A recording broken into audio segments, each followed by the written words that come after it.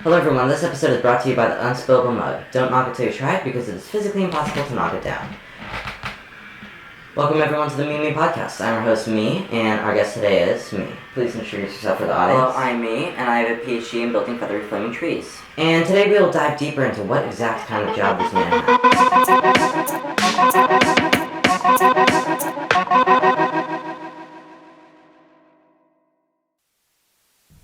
Thank you for joining us today. No problem. It was really not a hassle. After all, I only live like 5 miles away. You don't have to lie here. We all know you actually live 26,401 feet away. Oh, sorry, Me. My mistake.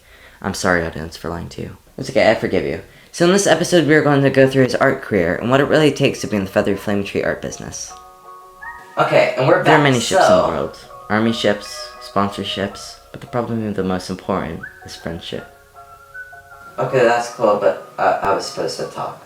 Oh, sorry, my mistake. So, can you give me a brief 10-second life story for me? Sure. Okay? So, ever since I was a young Nino, that's French for child, I've always been very fond of art. I would always be interested in pencils and stuff of that sort, but I never really realized I wanted to be in the feathery flaming tree art business until my 11th Christmas. All my aunts and uncles were there, and there was a Christmas tree when there was a lightning strike. And so the lightning struck, and then the radio turned on and started playing opera music. I saw everything in slow motion when all of a sudden the Christmas tree ablazed on fire. And as I went and staring at that Christmas tree on fire, I was temporarily blind from the lightning, but the only thing I can see was that flaming tree. And so all my feathery flaming trees now are kind of like an homage to that flaming tree there. Truly inspiring. That is incredible. So we are just out of time for this segment, and we're going to go back to our sponsor, and then we're going to come back real quick. Quero una taza, pero siempre la derramas. Compre hoy la taza no derramble. Okay, and we are back, so... There are many ships in the world. Army ships, sponsorships, but probably the most important are friendships. Okay, that's cool. Oh, I'm sorry, my mistake. Okay, so what kind of process do you go through to make these feathery flaming trees? And what are the main problems you run into? It's actually harder than it looks. For example, I'm going to use one of my most recent and most ambitious feathery flaming trees. So I was making it by the sea when a bumblebee came near me, and I had to fend it off when a manatee came out and ate the bee. I was filled with glee until the manatee raised things to the next degree, and I couldn't guarantee that it would cause my allergies. So I had to throw a pea-flavored panini at the manatee to make it flee and set me free. Yeah. Well, that's very interesting.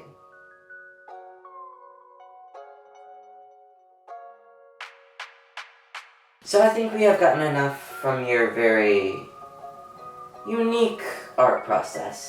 Let's move on to the most frequently asked questions. So, number 1. On a scale from 1 to 10, 10 being the best tree artist in the world, what would you be? I would say definitely a 7, mostly because you can never be the ultimate tree artist in the world.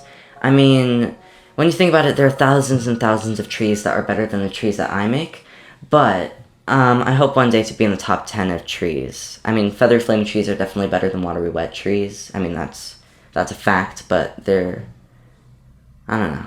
I just think that I hope to get in the top 10 of tree artists of all time. That would be nice. Glad to know you have goals. Number 2. If you were on a desert island, what would you bring? Some water, car batteries, and a blender. 3. Who covered my car in glue and feathers last week? Some glue, a blender, and feathers. Okay. And me. Okay, thank you everybody. Hopefully we have answered your deepest, darkest questions. And I'm Me. Goodbye.